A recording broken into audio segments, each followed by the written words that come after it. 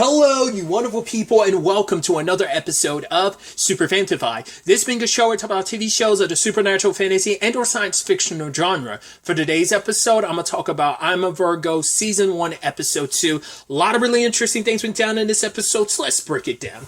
Well, first and foremost, obviously, you have Cootie constantly going back to Big Bang Burger because he's trying to spend time with Flora, because it's like, right, and even when he comes in, like the person at the register, Flora comes on, no, I got this, like, because it's not a one-way street. She likes him too, but then there's also in the back of my mind wondering where the story's going to go. I hope it doesn't turn into a thing of this is a means to an end, because it is like it's like Martise said last episode, and it's an apparent thing that people are going to use you. Obviously that becomes even more prevalent in this episode, but I am curious.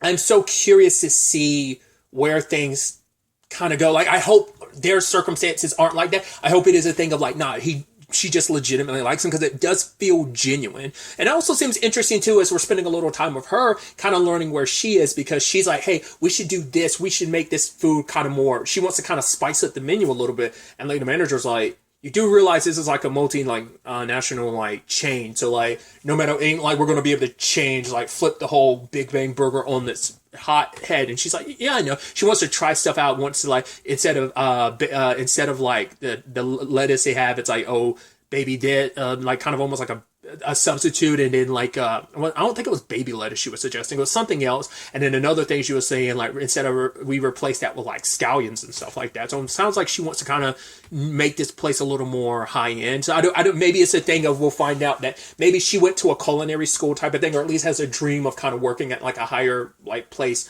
like restaurant, but it's, at Big Bang Burger instead. So maybe that's what that is. But I just thought that was kind of a little interesting insight to her character. So, because obviously our only time getting to meet her is there at Big Bang Burger, which obviously every attempt Cootie made didn't kind of work out. But it's like, like I said, they're vibing and chilling. Like, she could have easily flipped out when he like dumped all those pennies and stuff, and he'd been like, yo, there's a lot more where that came from. Even being like, yo, I even think this man wants to like give me money so that I could, buy like, alcohol, and buy stuff for like alcohol and like a girlfriend and stuff like that. So it's like, she was just kind of waiting, and eventually she just got tired. It's like, this, I love like her just like running up, like getting on top of the table. It's like, this is my number.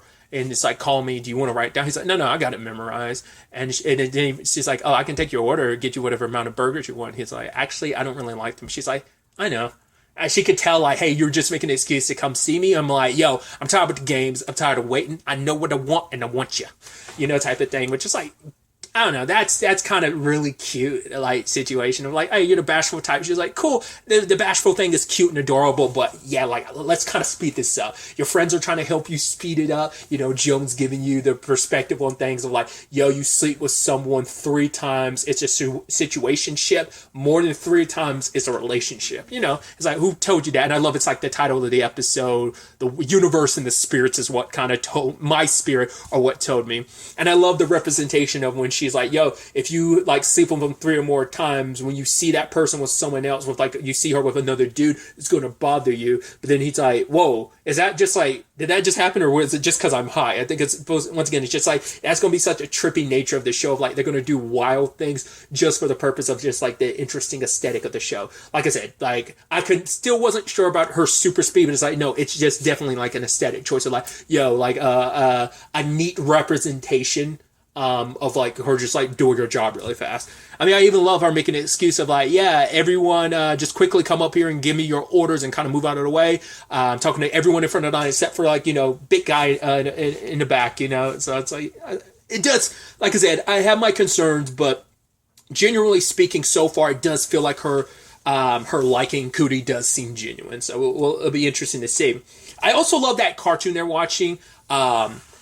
Ended up being like having like this very like prolific and like beautiful message about kind of how we're kind of wasting away because of I'm going to butcher it, and so much of it's going to slip my mind, but I thought like, yo, this is so deep about like kind of how we give away to like, fighting against our anguish, our pain, the agony of loneliness. We kind of fight back, and it was kind of like this deeper conversation about love and everything. And I was like, it was so prolific that you're like, whoa. And then like it gets interrupted by this kid character singing this like zany like one liner, and everyone in the room is like laughing, but you could tell like Cootie got swept up by the delivery driver's like speech and stuff like that, especially like when he's represented with his like chest cavity open and he's holding literally his lungs in his hands. But it was beautiful, and I don't know if and me reading that, I'm like, I feel like you could read a deeper commentary on like how some storylines and some stories, whether it's movies or whatever, and maybe this could even be applicable to sitcoms of like, oh yeah, this is this funny thing that it's like, oh, you're laughing at because, well, they're high, but maybe it's also the design and meant to be what it is, where it's like, isn't it called like parking tickets or something like that, like the cartoon's called? But I was wondering like if it's supposed to be like how like, you know, some story, like a sitcom, for example, could have these really deep moments, and then like the tension gets broken up because of like, hey, this character had to say their catchphrase, like I don't know if that's just me reading way too much into it, which most likely could be because I have a tendency to read way more into something, but I'm wondering if that was almost supposed to be what they were kind of acknowledging. How, I mean, that might not just be something sitcoms are applicable for. I know like there are certain movies and stories that have gotten like knocked against because of that. It's like, no, stay in the moment, feel what you need to feel and say what you need to say, have this heartfelt moment. You don't need to break it up with jokes. So I was wondering if it was almost like a commentary on that, but I just thought that was just such a neat little thing. I should also point out, like, some of the, like, casting situations in this episode threw me for a loop. Like, the random guy that Cootie talks to at Big Bang when he's like, oh, well, you're studying. I was like, I didn't even recognize who it was until he lifted up his hands. I was like, is that fucking Elijah Wood? I was like, that feels so random. I wonder if you go back to episode 1, would you see that as well? But it's like, that felt so damn random. And also, like, jumping ahead at the end of the episode, the guy that's the bartender at the bar that Martise and, Francine are at, that's was it David Gordon Green? And I was like, because I had to look at it, I had never seen him before, but I saw the name. I was like, David Gordon Green. I was like, isn't that this? I was like, isn't that you mean the director? Looked it up. It sure as shit was. I was like, that seems so weird. But I'm wondering if it's almost kind of like that Barry thing, where like, if you ever seen the show Barry sprinkled in like legitimate like people, like a casting person here and there, and like a legitimate director. I mean, multiple legitimate directors. It's not even a spoiler. In the final season, Guillermo del Toro is in an episode. It's like just for shits and giggles, because I think he asked if he could be in Barry, and it was like, okay, sure. I think it was something like that, if I remember. I think that's what Bill Hader said, but it's just like, it seems like so random, because you're like, is that Guillermo del Toro? And it sure as shit was. So it almost feels kind of like that, where I'm like, maybe it's also that thing of just having like these particular people just like in the background or something, and just like, you know, but especially the Elijah Wood of it all, because he's like, oh yeah, I'm studying because I want to like get rid of the death penalty kind of all across the board. And I was like, okay. Because obviously that's a complicated topic. Some people are like all aboard across the board, like get rid of it. Other people see some of its merits. So for him to be like, oh, I'm going to abolish that all the way through, and it's like, oh, and when I'm going to do that, becoming an executioner, I'm like, wait, what the fuck? I was like, that took a complete 180. What is that?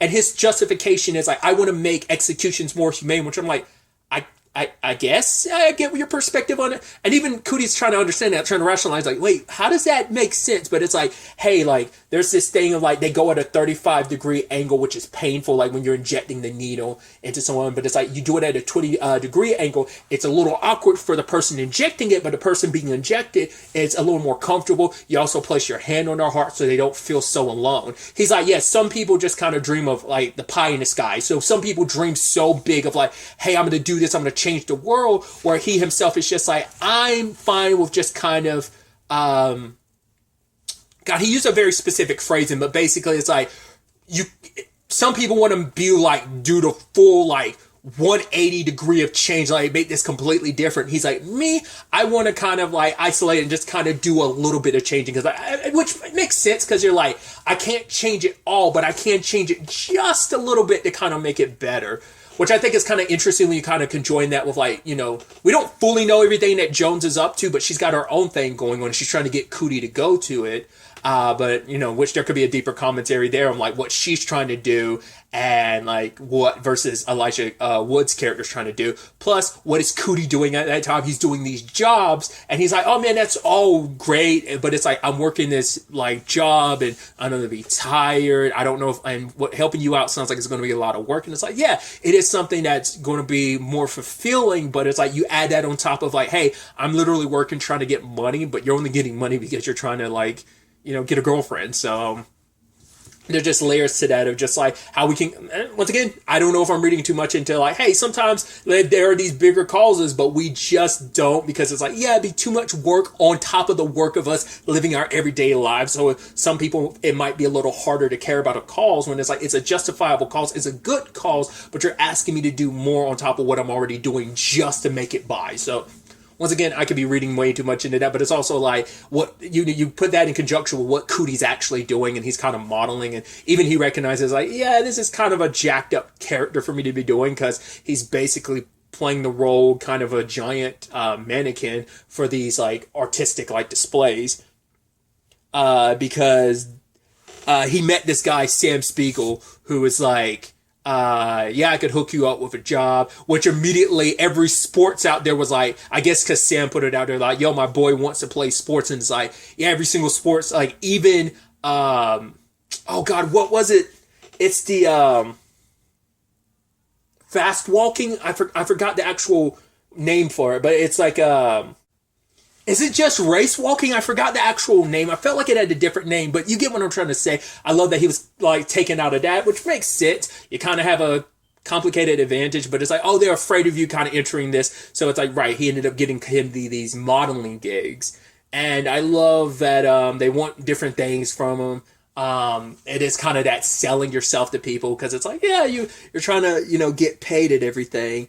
But I also love that one of the people that showed up was a cult, being like, oh, we were told, we're prophesized about you. And it's like, this person didn't even know me. It's like, yeah, they died like a year or so ago, but they prophesized about your coming. And the fact is of like, and he's like, oh, I'm not into polyamory. He's like, in fact, I'm trying to go after like a single amory or whatever. And I love the guy was like, oh, when were you born? He was like, oh, let me guess, you were born. He said that you on Sticky Note 12 or something. He's like, you were born in October. He was like, I was born in August. Exactly. I was like, what? He's like, August is the 8th month. And before Caesar,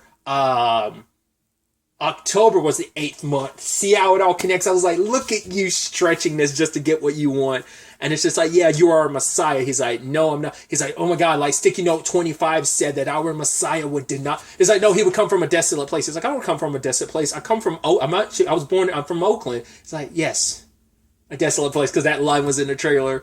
But it's like, oh yeah, Messiah denying. It's like, no, I'm not a Messiah. And they're like, oh. And it's like, yeah.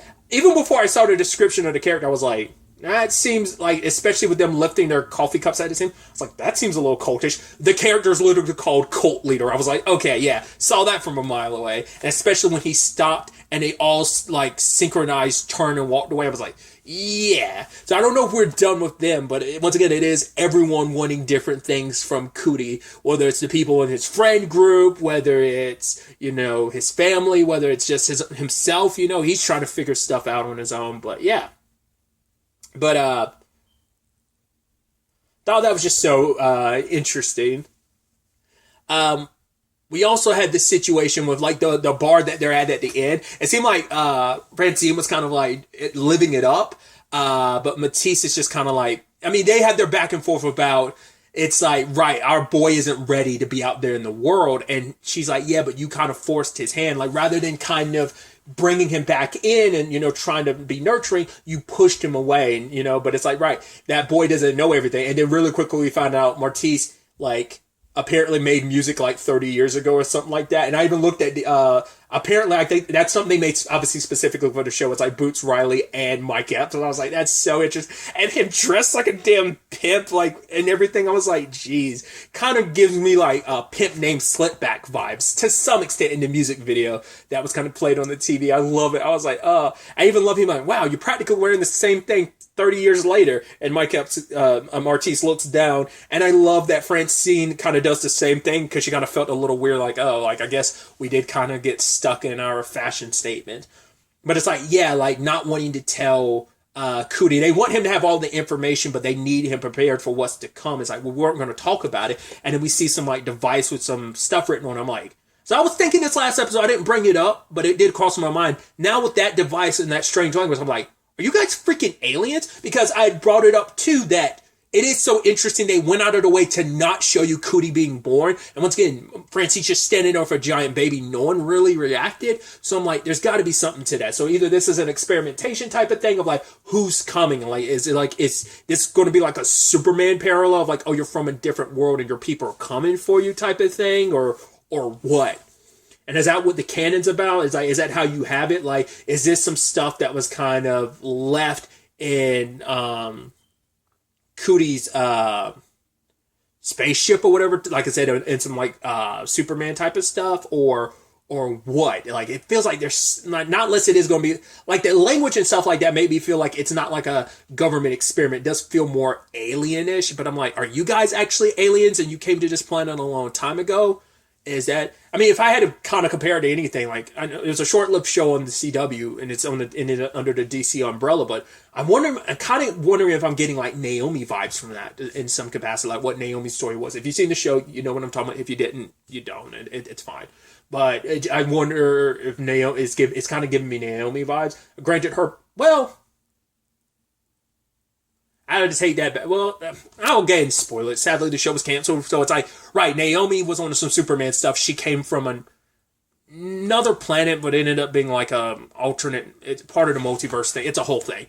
But her parents turned out to be aliens. I think both of them ended up being aliens. So that's what I'm wondering if it's kind of happening in this capacity as well. Like, yeah, we're going to find out Martise and Francine are both aliens, or they just taking responsibility, like, once again, to just like the whole, because we haven't really talked about, I mean, I'm only in episode 2, but we haven't really talked about Cootie's mom and all, other than like what was kind of brought up last episode. Like, you know, he's like, oh, like, you know, did you ever eat Big Bang with my mom? And then finding out, oh, my mom did like Big Bang. So it's like, I'm curious to see where all this ends up taking us. I keep forgetting to talk about the blackout stuff. It feels like that's going to be pretty crucial. It does seem like that's more of like oh man, they made a reference to it last episode. It's like, oh man, the power company keep taking power from us specifically just so they can save money. But it's a recurring element throughout last episode and this episode. So it might be a recurring theme throughout the season. I don't know if that's going to play like that's a background thing turning into a major plot thing eventually,